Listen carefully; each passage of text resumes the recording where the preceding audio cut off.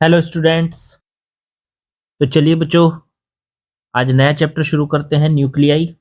JEE main के 2023 वाले question लगाएंगे नए सिलेबस पर बेस्ड, क्योंकि आपको पता है नए सिलेबस में से रेडियो एक्टिविटी वाला टॉपिक हट चुका है। ठीक है, नए सिलेबस में वो नहीं है, तो रेडियो एक्टिविटी वाले हम क्वेश्चन नहीं करेंगे, तो इसमें बहुत ज़्यादा क्वेश्चन भी नहीं बचेंगे इस चैप्टर में। चलिए शुरुआत करते हैं न्यूक्लियाई से। चलो देखते हैं पहला सवाल क्या बोला है। इन्होंने कहा है a nucleus disintegrates into two nuclear parts. एक न्यूक्लियस है जी, ठीक है, और ये आपको पता है चैप्टर नंबर 13 है। इसके बाद बस हमारे जो मॉडर्न में बचेंगे सेमीकंडक्टर के क्वेश्चन बचेंगे बच्चों। ठीक है, तो 13 चैप्टर है 12th का। चलो क्या दिया, nucleus disintegrate into two nuclear parts in such A way ratio of their nuclear size is.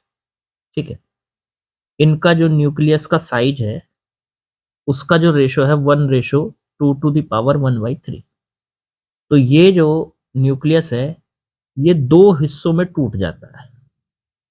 ठीक है, एक और एक, दो हिस्सों में अलग अलग पार्ट में टूट जाता है एक न्यूक्लियस, और उसके न्यूक्लियर साइज आपको दिया हुआ है 1:2। दोनों का न्यूक्लियस का जो साइज है वो क्या है। Their respective speed have ratio of n:1, और उनकी जो स्पीड है उसका जो रेशो होगा वो n:1 दे रखा है, तो n की वैल्यू बतानी। बड़ा आसान सा सवाल है। सबसे पहले तो हम ये समझते हैं कि ये जो न्यूक्लियर साइज का रेशो दिया है ये बेसिकली उनकी रेडियस का रेशो दिया है। न्यूक्लियर साइज किससे मेजर करते हो आप?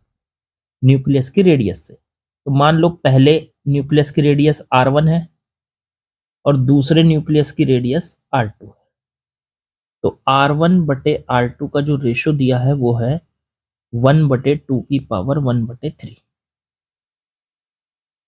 अब पहले न्यूक्लियस का मास हम m1 मान लेते हैं, दूसरे न्यूक्लियस का मास m2 मान लेते हैं। आपको एक बात पता होनी चाहिए, r1/r2 तो इन्होंने खुद दे दिया, मास हमने खुद मान लिया। पूरे न्यूक्लियस का मास हो गया m1 + m2 पूरे का। जब वो दो भागों में टूटा, दो हिस्सों में टूटा, एक m1 दूसरा m2, एक की रेडियस r1 दूसरे की r2। r1 r2 का रेशो इन्होंने खुद दे रखा है। एक इनकी स्पीड का रेशो दे रखा है, तो पहले की स्पीड मान ली मैंने v1 और दूसरे की v2, तो v1/v2 भी दे रखा है आपको n/1। ये वो सारी इंफॉर्मेशन है जो इन्होंने दी है। चलो n की वैल्यू बतानी। यहाँ पे दो पॉइंट है। मान लो हमने मास m1 m2 मान लिया, अब ये m1 m2 r1 r2 इनका मतलब फायदा क्या होगा? m1 m2 निकल के आ सकते हैं, इनका रेशो निकल के आ सकता है। तो इसको निकालने के लिए ना हमें एक बात करनी है कि मान लो हमें मास क्या होता है? मास होता है volume into density, volume into में डेंसिटी। अब एक चीज याद रखना, ये जो पहले वाला न्यूक्लियस है इसका वॉल्यूम कितना बनेगा? इसका बनेगा सर 4/3 πr1 का क्यूब, और डेंसिटी इसकी बन गई मान लीजिए रो। ठीक है, तो r1 की जगह अब हम क्या रख सकते हैं? r1/r2। चलो r1/r2 रख लेंगे, पहले m2 निकाल लो।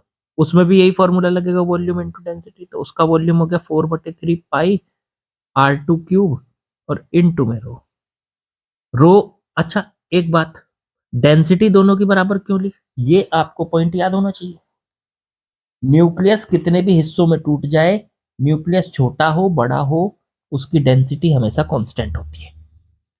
ठीक है, बड़ा न्यूक्लियस उसकी भी डेंसिटी उतनी होगी, छोटा न्यूक्लियस उसकी भी डेंसिटी उतनी होगी। न्यूक्लियस कितने भी हिस्सों में टूटता चला जाए पर डेंसिटी नहीं बदलेगी। जो नए न्यूक्लियस बनेंगे उनकी भी डेंसिटी उतनी होगी, डेंसिटी कभी नहीं बदलती। चलो इस हिसाब से तो m1/m2 की वैल्यू निकाल सकते हैं। ये आ गया ऊपर, m1 की वैल्यू क्या आई थी? 4/3 πr1 क्यूब इंटू में रो, और बटे में 4/3 πr2 क्यूब इंटू में रो। रो से रो कट गया, 4/3 पाई से पाई कट गया। ये आ गया R1 का क्यूब बटे R2 का क्यूब। क्या हम इसे R1 बटे R2 का होल क्यूब कह सकते हैं? बिल्कुल कह सकते हैं। R1 बटे R2 की वैल्यू इन्होंने दी है 1/2 का पूरे का क्यूब। अब ये क्या होगा जब आप क्यूब करोगे तो ये 3 से 3 कट जाएगा, तो ये आ जाएगा m1 बटे m2 बराबर 1/2। 2 की पावर 1/3 और पूरे की पावर 3, 3 से 3 कट गया।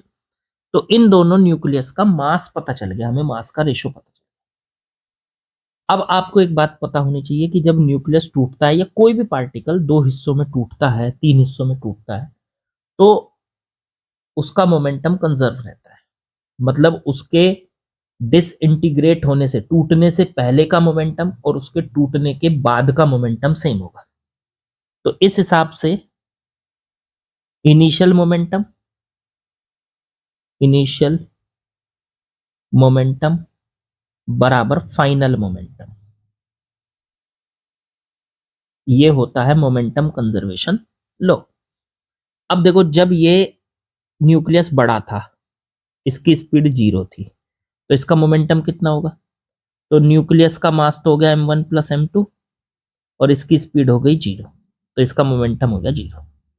फाइनल मोमेंटम तो m1v1, ये मोमेंटम आ गया। अब एक की स्पीड अगर राइट की तरफ होगी तो दूसरे की स्पीड लेफ्ट की तरफ होगी, क्योंकि मोमेंटम कंजर्व रहना है। जब कोई चीज टूटती है, एक राइट की तरफ जाती है तो एक लेफ्ट की तरफ जाती है। तो m1v1 को माइनस में ले लो क्योंकि ये लेफ्ट की तरफ है, और m2v2 को प्लस में ले लो क्योंकि ये राइट की तरफ है। चलो, इस हिसाब से ये 0 आ गया। ये आ गया m1v1 प्लस m2v2, माइनस में ये इधर है। अब ये माइनस वाला इधर आके हो जाएगा m1v1 बराबर m2v2। अब एक काम करो, m1 के बटे में m2 को ले आओ और v2 के बटे में v1 को ले जाओ। m1 बटे m2 की वैल्यू 1/2 रख लो और v1 बटे v2 की वैल्यू n/1 उल्टा कर दो, इसका 1/n रख लो, तो n की वैल्यू आ गई 2। बिल्कुल आसान। देखो यहाँ पे था ना, ये v1 बटे v2 n/1 था, अगर उल्टा करें v2 बटे v1 तो 1/n हो जाएगा ये, और उसको ही रख दिया हमने यहाँ 1/n, तो n की वैल्यू 2 आ गई। क्रॉस मल्टीप्लाई करके n बराबर 2 आ गया। तो आसान सा सवाल था, इसमें दो कंसेप्ट बहुत जरूरी थे। पहला, न्यूक्लियस जब टूटता है, कितनी भी बार टूट जाए, न्यूक्लियस से जब न्यूक्लियस ही बनेगा, बड़े न्यूक्लियस से छोटे न्यूक्लियस बनते हैं पर उनकी डेंसिटी नहीं बदलती। दूसरा, टूटते टाइम इसका मोमेंटम कंजर्व रहता है, और अगर न्यूक्लियर साइज दे रखा है तो समझ लीजिए उसकी रेडियस दे रखी है न्यूक्लियस की। ठीक है, ये पॉइंट है कुछ जो आपको पता होने चाहिए। चलो जी, आगे बढ़ते हैं। चलिए नेक्स्ट क्वेश्चन पे आते हैं बच्चों। बड़ा आसान सा सवाल है, जरा देखो इन्होंने क्या बोला है। इन्होंने कहा है, दो स्टेटमेंट दिए हैं हमको, एक असर्शन एक रीजन। असर्शन रीजन करने का तरीका ये होता है, सबसे पहले असर्शन पढ़ते हैं और उसको देखते हैं वो ट्रू है या फॉल्स है। चलो पढ़ो। The nuclear density of nuclides BLI, FE, NE, BI can be arrange as. मतलब ये अलग अलग आपको न्यूक्लियस दे रखे हैं, न्यूक्लियाई दे रखे हैं जैसे। ठीक है, तो इन सारे न्यूक्लियस का जो न्यूक्लियस डेंसिटी है वो किसका सबसे बड़ा है? इन्होंने दिया BI की न्यूक्लियस डेंसिटी सबसे बड़ी है, फिर FE की, फिर NE की, फिर B की और फिर LI की। ये आपको एक ऑर्डर दिया हुआ है, जबकि हम अभी पढ़ के आए हैं पिछले ही सवाल में कि न्यूक्लियस कोई सा भी हो, चाहे वो कितनी भी बार टूट जाए, कुछ भी हो जाए, पर उसकी डेंसिटी चेंज नहीं होती है। या न्यूक्लियस आपस में मिल जाए, ठीक है, न्यूक्लियर फिजन हो जाए, न्यूक्लियर फ्यूजन हो जाए, कुछ भी हो जाए, न्यूक्लियस टूट जाए, बड़ा न्यूक्लियस दो छोटे न्यूक्लियस में टूट जाए, या दो छोटे न्यूक्लियस मिलकर बड़ा न्यूक्लियस बना लें, और उनकी न्यूक्लियर डेंसिटी कभी नहीं बदलती। चाहे कोई सा भी न्यूक्लियस हो, यही नहीं, कार्बन का न्यूक्लियस हो, नियोन का, FE का, LI का, किसी का भी न्यूक्लियस हो, सबकी न्यूक्लियर डेंसिटी सेम होती है। मतलब मैं ये कह सकता हूं कि न्यूक्लियर डेंसिटी जो होती है वो ए से उसके मास नंबर से इंडिपेंडेंट होती है। तो हम यहां से ये बात लिख सकते हैं, nuclear density is independent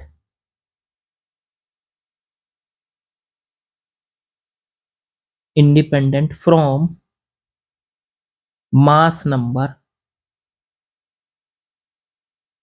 A. Mass number ए से न्यूक्लियर डेंसिटी इंडिपेंडेंट होती है। मतलब आप ये कहोगे कि सबकी न्यूक्लियर डेंसिटी एक जैसी होगी। न्यूक्लियर डेंसिटी इसका मतलब बी की, न्यूक्लियर डेंसिटी एल आई की, न्यूक्लियर डेंसिटी एफ ई की, न्यूक्लियर डेंसिटी एन ई की, न्यूक्लियर डेंसिटी बी आई की, सबकी न्यूक्लियर डेंसिटी सेम होती है। ये बात आपको पता होनी चाहिए सबसे पहली बात है। तो सर इस हिसाब से तो असर्शन तो गलत हो गया हमारा, क्योंकि इसमें तो कहा है कि बी आई की सबसे बड़ी होगी, फिर एफ ई की, फिर एन ई की। तो ये बात बिल्कुल गलत है। ठीक है, तो असर्शन हमारा गलत हो चुका है। अब रीजन को देखो ट्रू है कि नहीं। असर्शन तो फॉल्स आ गया, अब रीजन को देखना है ट्रू है कि नहीं। तो रीजन में बोला है the radius of nucleus is related to its mass number A. बिल्कुल करेक्ट, ये बिल्कुल करेक्ट है कि जो न्यूक्लियस की रेडियस होती है वो उसके मास नंबर पे डिपेंड करती है, और उसका फॉर्मूला होता है आर नॉट ए की पावर 1/3, और यही इन्होंने दिया भी है। देखो ये दिया, न्यूक्लियस की जो रेडियस होती है वो उसके मास नंबर ए पर डिपेंड करती है, और इस फॉर्मूले के अकॉर्डिंग डिपेंड करती है। आर नोट क्या होता है, यहाँ पे एक कांस्टेंट होता है जिसकी वैल्यू होती है 1.2 फर्मी। ठीक है, यहाँ पे तो दिया इन्होंने, पर आपको पता होनी चाहिए ये बात। तो रीजन तो बिल्कुल करेक्ट है। रीजन में इन्होंने जो दिया है कि रेडियस जो होती है न्यूक्लियस की वो उसके मास नंबर पे डिपेंड करती है इस फॉर्मूले के हिसाब से, तो ये करेक्ट है। तो रीजन करेक्ट है। तो असर्शन रोंग है और रीजन करेक्ट है, ऐसा ऑप्शन ढूंढ लो। तो ऑप्शन हो गया B, A is false, assertion is false, but R is true, reason is true. ठीक है, तो option number B is correct. बिल्कुल आसान सा सवाल। चलो आगे बढ़ते हैं। चलिए नेक्स्ट क्वेश्चन देखते हैं बच्चों, ये इससे भी आसान सवाल। क्या दिया इसमें, the ratio of density of oxygen nucleus, density वाला सवाल है। ऑक्सीजन न्यूक्लियस की डेंसिटी एंड हीलियम न्यूक्लियस की डेंसिटी का रेशो। अरे भाई मैंने बताया था कि कोई भी न्यूक्लियस हो, ऑक्सीजन, हीलियम, लिथियम, कार्बन, कुछ भी हो, सबकी डेंसिटी एक जैसी होती है। तो इसका मतलब ये हुआ कि ऑक्सीजन न्यूक्लियस की डेंसिटी वो भी रो है, और हीलियम न्यूक्लियस की डेंसिटी वो भी रो होगी। अगर दोनों का रेशो करोगे तो रो बटे रो मतलब 1:1 आ जाएगा। तो आंसर बैठ गया सी। यार ये तो बहुत आसान था, मतलब ये बात हमको बस पता होनी चाहिए कि न्यूक्लियस की जो डेंसिटी होती है वो सब के लिए सेम होती है, कितना ही बड़ा हो कितना ही छोटा हो, कोई सा भी न्यूक्लियस हो जाए। चलो आगे बढ़ते हैं। चलिए नेक्स्ट क्वेश्चन कुछ कुछ ऐसा है जैसा आपने फर्स्ट क्वेश्चन किया था। A nucleus disintegrates into two smaller part. एक बड़ा न्यूक्लियस है, वो टूट के दो छोटे न्यूक्लियस बन जाता है। ठीक है, ओके। और उनकी वेलोसिटी का रेशो, मान लो इसकी वेलोसिटी इधर, ये इधर गया v1 वेलोसिटी से, ये इधर गया v2 वेलोसिटी से, तो इनकी वेलोसिटी का रेशो v1/v2 दे रखा है 3:2। ओके, न्यूक्लियर साइज का रेशो, मतलब इसकी रेडियस मान लो r1, इसकी रेडियस मान लो r2, तो इनकी रेडियस का रेशो भी दे रखा है x/3 की पावर 1/3। ये रेडियस का रेशो, x निकालना है। बहुत आसान, पहले वाला ही तो सवाल हो गया, ये फर्स्ट वाला ही। चलो फटाफट कर दो। इसका मास m1 मान लेते हैं, इसका मास m2। पहले मास निकाल लो, पहले न्यूक्लियस का mass. Mass is equal to volume into में डेंसिटी। वॉल्यूम कितना हुआ, 4/3 पाई r1³ इंटू डेंसिटी हो गई रो। ऐसे ही m2 निकालेंगे तो 4/3 पाई r2³ इनटू में डेंसिटी रो, डेंसिटी तो सेम ही होती है। अब यहाँ से m1/m2 कर लो, m1/m2, तो 4/3 पाई r1 क्यूब इंटू रो बटे में 4/3 पाई r2 क्यूब इंटू रो, रो से रो कट गया, 4/3 से 4/3, पाई से पाई, ये आ गया r1 क्यूब बटे r2 क्यूब। इसको लिख सकते हैं r1/r2 का होल क्यूब। अब r1/r2 की जगह रख दो x/3 की पावर 1/3 और पूरे का क्यूब, तो क्यूब से 1/3 पावर कट जाएगी, तो m1/m2 जो आ गया वो x/3। चलो, मास का रेशो पता चल गया। अब हमें ये पता है कि यहाँ पे मोमेंटम कंजर्व रहेगा। मोमेंटम कंजर्व रहेगा जब ये न्यूक्लियस टूटता है तो मोमेंटम कंजर्व रहेगा। तो इसका मतलब टूटने से पहले का मोमेंटम, अब टूटने से पहले तो ये रेस्ट में था बड़ा न्यूक्लियस, तो इसका मोमेंटम 0 था। टूटने के बाद इन दोनों का, तो छोटे न्यूक्लियस का m1v1, लेकिन v1 है, इसे v1 कहो, इसे v2 कहो, तो m1v1, लेकिन v1 जो है वो लेफ्ट की तरफ है तो माइनस में लेना पड़ेगा, और प्लस m2v2। ठीक, इसे इधर ले आओ, तो m1v1 बराबर m2v2, m1v1 को इधर ले आए। अब m1 बटे में m2 कर लो, उधर आ जाएगा v2 बटे में v1। m1/m2 की वैल्यू कितनी निकल के आई, x/3। चलो, x/3 आ गई। और v1/v2 की वैल्यू कितनी दे रखी थी, v1/v2 तो था 3/2, उल्टा कर लो, v2/v1 तो 2/3, 3 से 3 कट गया, x की वैल्यू 2 आ गई। अरे यार, ये तो सेम सवाल वैसा ही हो गया जैसा अभी हमने फर्स्ट वाला क्वेश्चन किया था। ठीक है, इसमें कुछ नहीं था। चलो आगे बढ़ो। चलिए बच्चों, नेक्स्ट क्वेश्चन में आते हैं, क्वेश्चन नंबर 5। इसमें क्या बोला इसने, assume that proton and neutron have equal मास। मतलब प्रोटॉन का मास और न्यूट्रॉन का मास इक्वल है लगभग, इसको एज्यूम कर लेते हैं। चलो ठीक है, कितना दे रखा है, 1.6 into 10⁻⁻27 kg। Okay, radius of nucleus, nucleus की radius r is equal to 1.5 into 10⁻15 a⁻1/3 metre. Okay, ये रेडियस दे रखी है न्यूक्लियस की। ओके, इस फॉर्मूले से आप किसी भी उसकी रेडियस कैलकुलेट कर सकते हो, ये इन्होंने दिया है।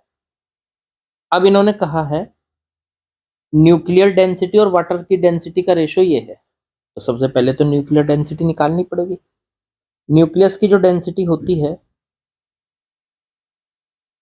न्यूक्लियर डेंसिटी, डेंसिटी होती है मास और बटे में वॉल्यूम। चलो मास, अब एक बात बताओ, मास जो होता है किसी भी न्यूक्लियस का मास जो होता है वो कितना होता है, वो होता है a, उसके अंदर न्यूक्लियॉन्स की संख्या। ठीक है, न्यूक्लियॉन्स की संख्या। अब ऐसा सोचो आप, इसमें किसी न्यूक्लियस के अंदर क्या क्या होता है, एक न्यूक्लियस है उसके अंदर सर न्यूट्रॉन होते हैं और प्रोटॉन होते हैं। मान लो n न्यूट्रॉन है, p प्रोटॉन है। ठीक है, तो न्यूट्रॉन, प्रोटॉन कितने होते हैं, z के बराबर सर, और न्यूट्रॉन कितने होते हैं, a माइनस जेड के बराबर। तो हम यहाँ से उसका पूरे न्यूक्लियस का मास निकालें अगर, तो कैसे निकालेंगे, एक प्रोटॉन का मास mp और उसके अंदर z प्रोटॉन है तो zmp, प्लस एक न्यूट्रॉन का मास mn और कितने न्यूट्रॉन है उसके पास, a माइनस जेड, दोनों को ऐड कर, ये आ गया इसका टोटल मास, न्यूक्लियस का मास। इसे उठा के रखते हैं, तो zmp plus a minus Z mn, ये आ गया। अब mp और mn दे रखे इक्वल, तो mp और mn इक्वल दे रखे, तो एक काम करो, और बटे में वॉल्यूम, तो एक काम करो ना, mp और mn दोनों इक्वल हैं तो कॉमन ले लो mp, तो अंदर बचा z और a माइनस जेड, बाहर आ गया mp। देखो इस mn की जगह भी मैंने mp मान लिया, mp को कॉमन ले लिया, z से z कट गया, और बटे में वॉल्यूम। अब ये देखो कितना बन गया, ऊपर बचा सिर्फ A इंटू में MP, मतलब A तो हो गया न्यूक्लियॉन्स की संख्या और इंटू में एक न्यूक्लियॉन का मास MP और बटे में वॉल्यूम। अब A इंटू MP की वैल्यू कितनी दे रखी है 1.6 इंटू 10 की पावर माइनस 27 kg बटे में वॉल्यूम। वॉल्यूम कितना दे रखा है तो वॉल्यूम निकालना पड़ेगा 4/3 पाई R क्यूब, और R की वैल्यू देखो ये दे रखी है, तो 1.5 इंटू 10 की पावर माइनस 15 इंटू A की पावर 1/3 का होल क्यूब। चलो इसे सॉल्व कर लो, तो A इंटू 1.6, ये 3 ऊपर चला जाएगा, इंटू में 3 इंटू 10 की पावर माइनस 27 और बटे में 4 पाई इंटू में 1.5 इंटू 10 की पावर माइनस 15 की पावर 3 और A की पावर 1/3, 3 से 3 कट जाएगा तो A बचेगा, A से A कट गया, चेक करो।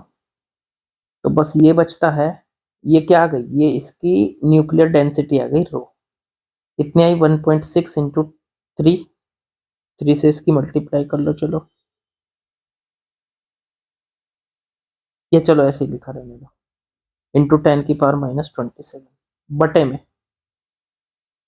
तो ये 4 पाई की वैल्यू 3.14 और इंटू में 1.5 1.5 1.5 क्यूब है ना, तो 3 बार आ गया और 10 की पावर माइनस का 45 हो गया, ये आ गया क्यूब करने पे।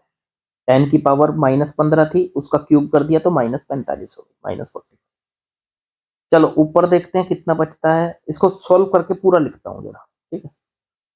ये आ गया सॉल्व करके 0.1132 और इंटू 10 की पावर माइनस 45 ऊपर चला जाएगा तो कितना बचेगा,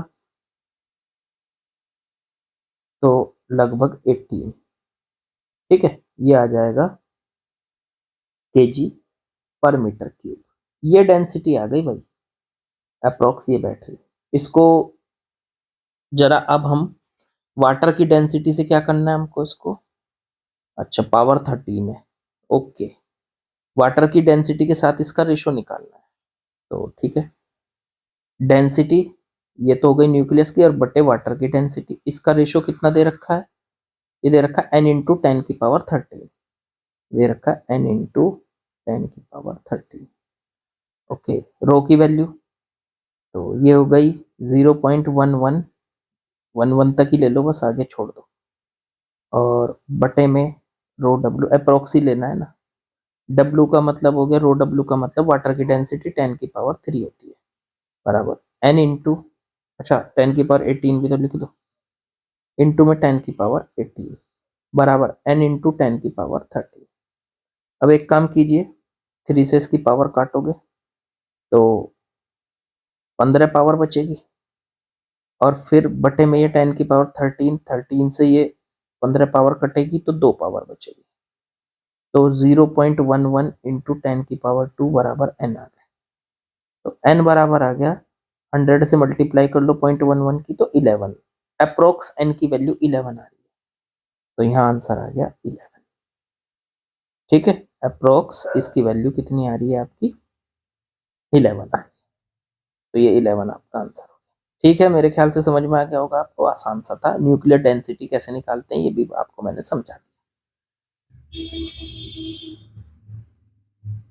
चलिए आज का टॉपिक हमारा, मतलब आज के क्वेश्चंस यहीं खत्म होते हैं, बाकी कल करते हैं बच्चों, आसान था ये तो सब कुछ। ओके बच्चों, कल मिलते हैं। लाइक शेयर सब्सक्राइब कमेंट तो कर ही दिया करो यार, वो तो कर ही दिया करो, वो तो मैं सबसे लास्ट में बोलता हूँ तुमसे। चलो कल मिलते हैं।